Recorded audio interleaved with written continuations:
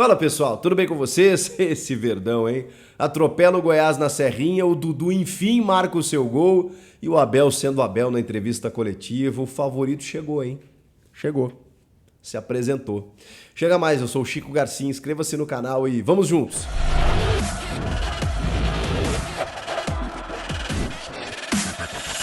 É claro que os 5-0 eles foram construídos depois do Lucas Halter ter sido expulso. Ainda no primeiro tempo, finalzinho do primeiro tempo. É claro que facilita.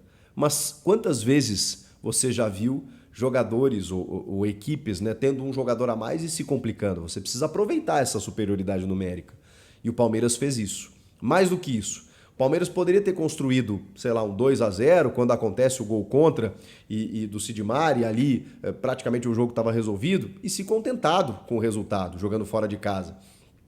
O Abel até começou a fazer algumas preservações, mas, segundo o próprio, deixou o Dudu, por exemplo, para que, né, ele enfim marcasse o seu primeiro gol. Deu certo, só que ele veio só lá nos acréscimos. Ele jogou 90. E aí ele mesmo disse, isso vai ter consequência nos próximos jogos, porque eu pretendia descansá-lo, não deu para fazer. Porque eu queria que ele fizesse esse gol, ele queria fazer o gol, aquela coisa toda. Mas enfim, são preços que você paga. Mas é um Palmeiras que não se contenta em vencer por 1, 2 ou 3-0. Que não para até a última gota. Que não para até secar a fonte. Que não para enquanto não empilhar gols no seu adversário. E isso, segundo o próprio, e a gente já aprendeu essa lição faz tempo, é o máximo de respeito que você pode ter pelo seu adversário. É continuar atacando para fazer gols. Não é ficar tocando para o lado, não é ficar fazendo embaixadinha. Não é isso. Respeitar o seu adversário é continuar atacando, porque a qualquer momento você pode, num vacilo, perder o jogo ou tomar a virada. Então, pisar em cima da bola nunca é legal. Se você está vencendo o seu jogo, vença pelo máximo de gols possível. Até porque, critério de desempate no Brasileirão, né? Primeiro é número de vitórias, depois é saldo de gols. O Palmeiras já tem o melhor ataque da competição. E é assim que tem que ser. Eu até falei esses dias no Jogo Aberto, e as pessoas até me entenderam mal, quando eu disse que a gente nem percebeu, mas o Palmeiras atravessou uma crise. E aí muita gente falou assim, meu Deus do céu, mas se isso era uma crise... Não, mas foi uma ironia. É óbvio que o que eu estou dizendo é que a crise que o Palmeiras atravessou foi perder o primeiro jogo da final do Paulista, como disse o próprio Abel, perdeu na hora certa, e aí depois reverteu. Perdeu para o Bolívar na estreia da Libertadores, né, fora de casa, depois se recuperou na competição.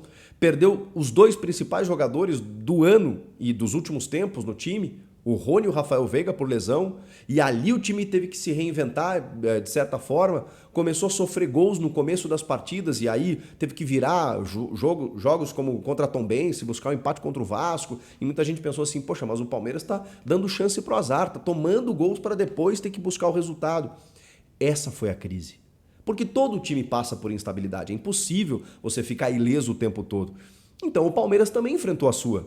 Sem grandes jogadores, perdendo um jogo aqui que talvez não pudesse perder e aí tendo que correr atrás do resultado. Essa foi a turbulência, uma nuvenzinha que atravessou na aeronave palmeirense. Mas o voo, passando isso, seguiu tranquilamente o seu curso. E tá aí. O Rony e o Rafael Veiga voltaram, estão completamente decisivos nas partidas. O Endrick tá entrando nos jogos, tá marcando os golzinhos dele, já não tem mais aquela pressão absurda. O Dudu marcou o seu primeiro gol na temporada e vamos combinar que até ele marcar esse gol, ele não era... Eu sei que a pressão existe, né, por tudo que o Dudu representa, mas ele não estava jogando mal, pelo contrário. Estava jogando para o time, estava envolvido, a bola não estava entrando. E a gente sabe como isso faz diferença também. Tanto que todo mundo foi abraçar o Dudu, todo mundo comemorou com ele, porque, pô, nós estamos em maio e não tinha saído o gol dele ainda. Ele costuma fazer os golzinhos dele.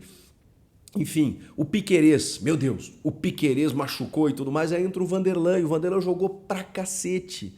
Então assim, o Murilo lesionou o ombro agora, entrou o Luan. O Luan tem uma crítica aqui, outra ali, mas é um multicampeão pelo clube. E jogar ao lado do Gustavo Gomes, vamos combinar, né?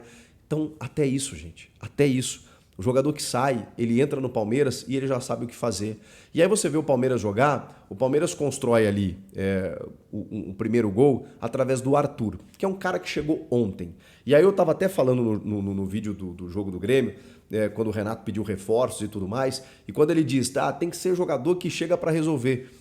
É muito isso, né? Porque o Palmeiras, em vários momentos, a torcida pediu reforços, o Abel pediu reforços, mas é um clube que ele promove a base, ele tem algumas apostas, o Abel até pediu para parar com essas apostas, porque esses jogadores às vezes demoram um tempo para maturar, e aí quando vai lá e investe no cara certo. O Arthur era um dos principais jogadores do futebol no Brasil já, jogando naquela função que ele exerce há algum tempo.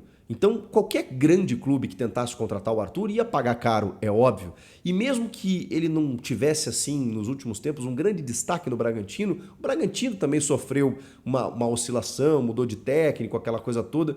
Mas o Arthur a gente sempre soube que era um bom jogador. Ele entra no Palmeiras, um Palmeiras completamente ajustado, já virou titular, começou a se soltar aos poucos, tá fazendo gols, tá ajudando e pronto, tá resolvendo.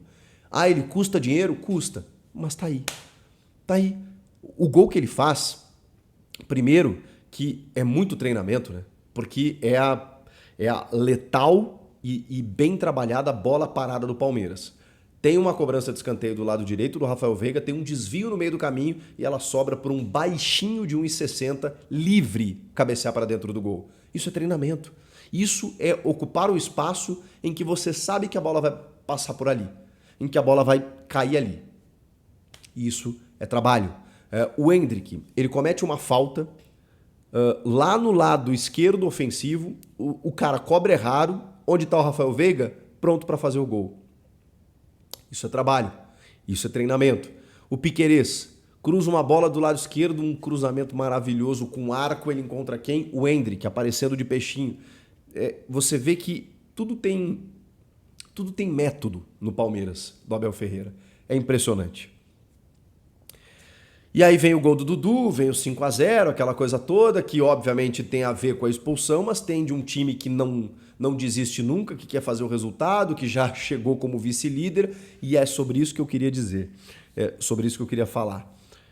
Várias equipes, o Botafogo inclusive, eu talvez esteja errado, e se tiver, serei o primeiro a reconhecer, mas eu não acredito que o Botafogo vai disputar o título. O Botafogo tem 4 vitórias em 4 jogos, campanha espetacular até agora, 12 pontos, é o líder absoluto, beleza.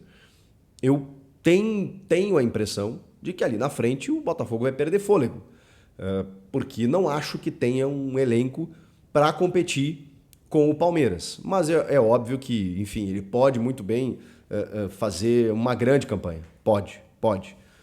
Já mostrou isso. Mas eu não acredito que vá muito longe na ponta da tabela. O Palmeiras, quando chega na vice-liderança, quando encosta, quando chega a 10 pontos, a gente se preocupa. Porque esse Palmeiras tende a desgarrar nos próximos jogos. E aí vai depender, claro, do Palmeiras na Libertadores, na Copa do Brasil, se vai preservar jogador e tudo mais. Tem muita coisa para acontecer. Eu sei que é muito cedo, mas eu tendo a não me preocupar quando o Botafogo chega, quando o Vasco chega. Quando o Fluminense chega, eu me preocupo um pouco. Mas quando o Palmeiras chega, eu me preocupo muito. Porque é a equipe que, de novo, é favorita. Você vê o Flamengo patinando, você vê o Atlético Mineiro patinando, o Palmeiras não patina. É impressionante a regularidade desse time. E aí o Abel vai para a coletiva e aí corneta aquela história do olé, né? Para mim, respeitar o adversário é fazer o máximo de gols possível. Não é ficar tocando de lado com essa posse de bola que não chega a lugar nenhum. Aí você entende como e por que o Palmeiras está onde está. Tem um técnico realmente acima da média. O que vocês acharam do jogo, da vitória, dos gols e tudo mais? Comenta aqui, inscreva-se no canal e eu volto na próxima. Tchau!